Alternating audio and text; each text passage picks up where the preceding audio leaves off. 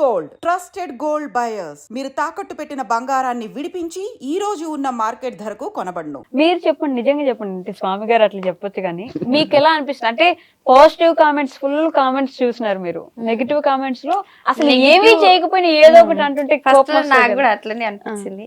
నేను ఇంత మంచిగా ఉన్నా కానీ నాకు ఎందుకు ఇంత నెగిటివ్ వస్తుంది. సో ఇక ఒక రోజు ఈయనతో అన్న, నేను రాను ఇంకా యూట్యూబ్ లకి, అందరూ నెగిటివ్ గా చేస్తుర్రు, నాకు వద్దు, వీరే చేసుకోరంటే ఇంక ఈయన కొంచెం చెప్పింది అనమాట. అవన్నీ మనము సోషల్ మీడియాలో ఉన్నప్పుడు పాజిటివ్ నెగిటివ్ రెండు రెండిటికి తట్టుకొని ఉండాలి. నువ్వేం తప్పు పని చేయనప్పుడు నువ్వు ఎందుకు అంత ఫీల్ అవుతున్నావు? నువ్వు అవును నిజంగానే నేను ఓవర్ చేసి మాట్లాడిన అనుకుంటే నువ్వు ఫీల్ గా, లేకపోతే లైట్ తీసుకో. సో ఇంకా నాకు అది అలవాటు అయిపోయింది. మనము ఎప్పుడు ఎట్లుంటామో అట్లనే ఉంటాం. కాకపోతే నాకు ఏంటంటే 5 years నుంచి కెమెరా పట్టుకొని మాట్లాడడం అలవాటు, ఇవన్నీ ఈయన నేర్పించింది. సో శీర్షకి ఇప్పుడిప్పుడే కాబట్టి ఆమెకి కొంచెం మాట్లాడలేదు. ఆమె మాట్లాడకుండా నేను ఎక్కువ మాట్లాడేసరికి శీర్షక అంటే ఎక్కువ నువ్వే మాట్లాడుతావు, నువ్వే చేస్తావు అనేసి అట్లా వస్తుంది. ఆమెకి అలవాటు అయిపోతే ఆమె చేస్తుంది. వాళ్ళ ఛానల్ కూడా పెట్టినారు కదా, కొంచెం ఆమెకి అలవాటు కావాలి అంతే. నాకే ఒక రేపటి రోజున ఉంటది కదా మేడం, స్వప్న స్వామి బ్లాగ్స్ అన్ని మీ పేరేనా, మా పేరు కూడా రావాలి కదా అని మాట రావద్దని చెప్పేసి వాళ్ళ పేరు కూడా మీరే వాళ్ళకి ఒక ఛానల్ పెట్టినారా? వాళ్ళంతటి వాళ్ళు పెట్టుకోలేదు. అసలు వాళ్ళకి తెలియనే లేదు, నేను ఛానల్ పెట్టిన విషయం వాళ్ళకి తెలియదు. అసలు నేనే పెట్టించి నేనే అన్ని నేనే చూసుకున్నా. మా చెల్లి వాళ్ళకి పెట్టించింది, వీళ్ళకి పెట్టించింది. అవును, మీ చెల్లి ప్రెగ్నెంటా?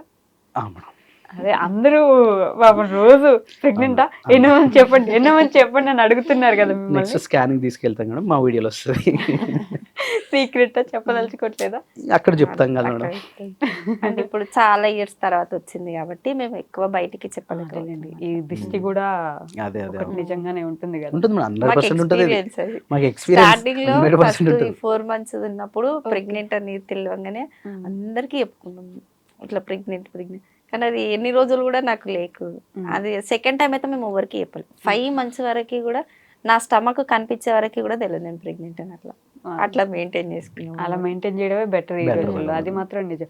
నరదిష్టి అంటారు కదా, నమ్మాలి కొన్ని. 100% నమ్మాలి మేడం. మూఢనమ్మకాలు అవి అంటారు, మూఢనమ్మకాలను నమ్మొద్దు. కానీ ఏవైతే జీవితంలో మనం చూస్తామో వాటిని ఎట్టి పరిస్థితుల్లో నమ్మాల్సిందే. మీరిద్దరు ఏడ్చే సిచ్యువేషన్ వచ్చిన ప్రతిసారి నవ్వుతో కవర్ చేస్తూ ఉంటారండి వీడియోస్ లో. ఒకవేళ ఏదైనా మాట్లాడుతూ బాధగా ఉందా సిచ్యువేషన్ అంటే కూడా నవ్వుతూ మాట్లాడేసి సిచ్యువేషన్ తప్పించేస్తారు. ఆ నిమిషానికి ఆడియన్స్ కి ఏడుపు వచ్చే సిచ్యువేషన్ వస్తుంది, కానీ మీరు మాత్రం ఏడవరు వీడియోస్ లో. నేను చాలా సార్లు గమనించా. ఎలా చెప్పాను కదా మేడం, నవ్వుతూ ఉండాలి. నా ఎమోషన్ ఎప్పుడైనా నా సీక్రెట్, నా రూమ్. నేను ఎప్పుడైనా నా ఎనర్జీ, నా ఉత్తేజం అదంతా జనాల ముందు ఉండాలి. ఎప్పుడైనా నా ఫేస్ వస్తున్నదంటే నవ్వుకోవాలి.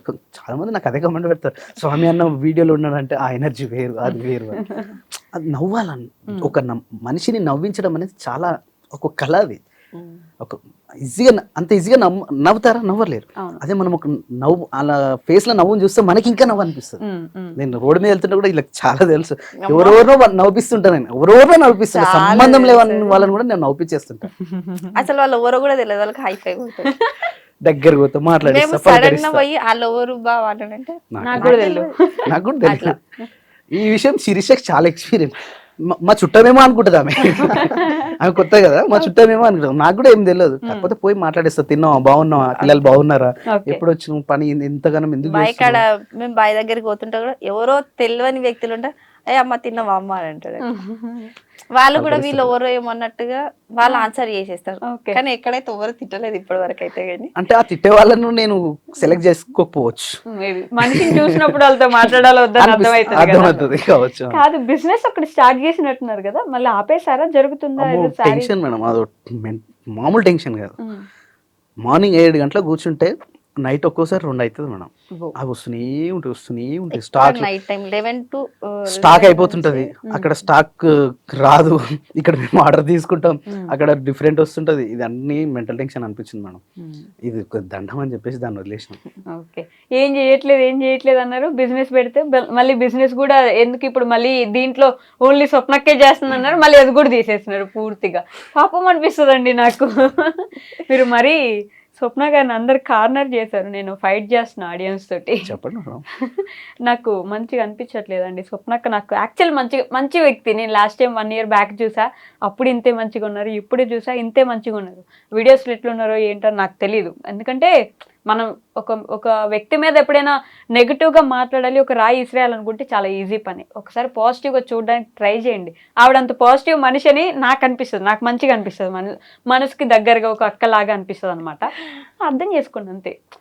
మార్చలేం కొంతమందిని, దానికి నేనేం చేయలేను, అది వేరే విషయం. కొంచెం ట్రై చేయండి పాజిటివ్గా తీసుకోవడానికి. చెప్పాను నేను కూడా. ఈరోజు చెప్పాలనుకున్నాను నేను ఆ విషయం అది పనిగా. ఎందుకు తీసేసినారు అట్లా పూర్తిగా? మీరు కష్టపడి హ్యాండ్ ఓవర్ చేసుకొని చేస్తుండే కదా.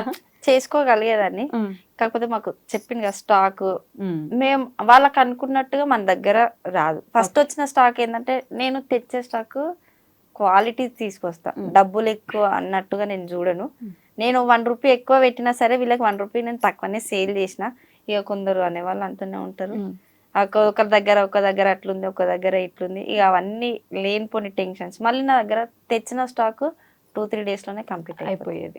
అది అయిపోతుండే. మంచి బిజినెస్ నడుస్తుంది కదా. టెన్షన్ మేడం, అదొక మెంటల్ టెన్షన్. చెప్తున్నాను కదా, నేను ఒక రోజు 7 గంటలకు కూర్చొని నైట్ 2 గంటల వరకు చేశాను వర్క్. అది మాకు ఎక్కువ ఆర్డర్స్ రావడం అంటే నైట్ 10 నుంచి వస్తుంటాయి. ఓకే, అప్పుడు అందరూ ఫోన్ పట్టుకుని ఖాళీగా ఉంటారు. సిస్టమ్ ముందు నుంచి ఇట్లా జరగలేము, ఇటు జరగలేము. అసలుకి రిప్లైలు వస్తూనే ఉంటాయి. ఇక ఇది వద్దు, దండం పెట్టాలని చెప్పేసి దాన్ని పక్కకు పెట్టి నెక్స్ట్ డే హాస్పిటల్ వెళ్ళినా నేను. అంత సోషల్ మీడియాలో కొంచెం ఎక్కువ ఉంటాం కదా మేము, అట్లా ఇంత వరకు మాకున్నదేమో అనిపిస్తుంది, కానీ ఇబ్బంది అనిపించింది మేడం. అందుకని అది స్టాప్ చేసాం, కొంచెం పక్క పెట్టినాం. మీరు ఏదన్నారు అది చేసినప్పుడు కూడా మైగ్రేన్ హెడేక్ వచ్చింది. మైగ్రేన్ స్టార్టింగ్ నుంచి ఉంది, కానీ ఇంకా అది ఎక్కువ ఫోన్ చూడడము అవన్నీ చేసేసరికి ఇంకెక్కువ అయిపోయింది అనమాట. ఇప్పుడు ఏం చేస్తున్నారు మరి? బిజినెస్ చేసేసారు, ఇప్పుడు ఏమైనా చేస్తున్నారు? ఇప్పుడు వ్యవసాయం ఒకటి ఉంది, ఆ గొర్రెలు నాన్నగారు చూసుకుంటారు. అది మేము హెల్ప్ ఉంటాం, అన్ని చేయండి మేము మొత్తం సపోర్టింగ్ మేము ఉంటాం. కాకపోతే వెళ్ళి రావడం మాత్రమే నాన్నకుంటుంది. నాన్న కూడా రెగ్యులర్ గా వెళ్ళారు.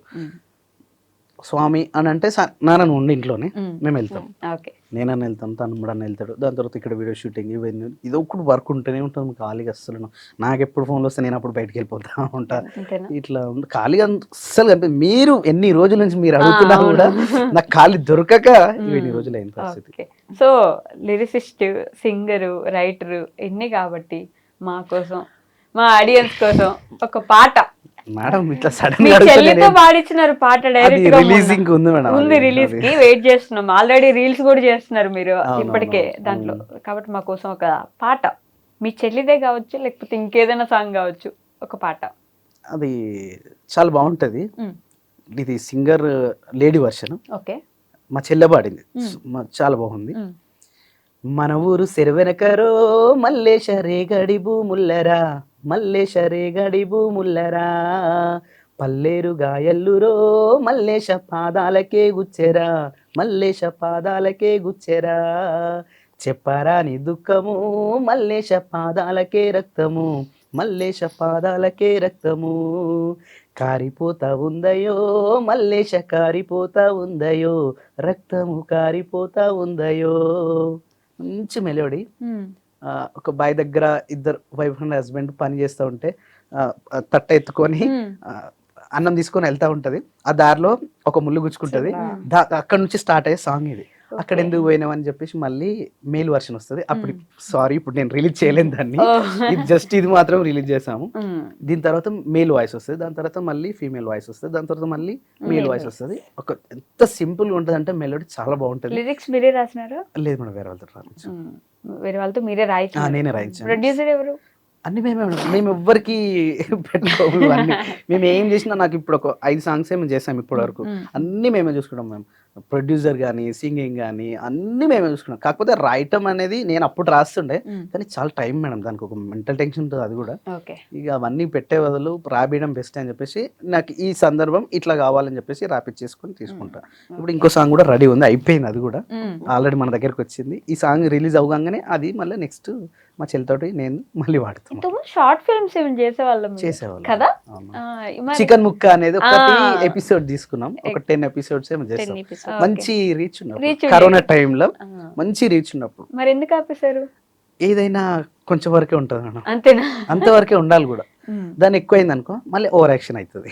స్వప్న ఓవర్ యాక్షన్ చేస్తుంది, అక్కడికి వెళ్తుంది.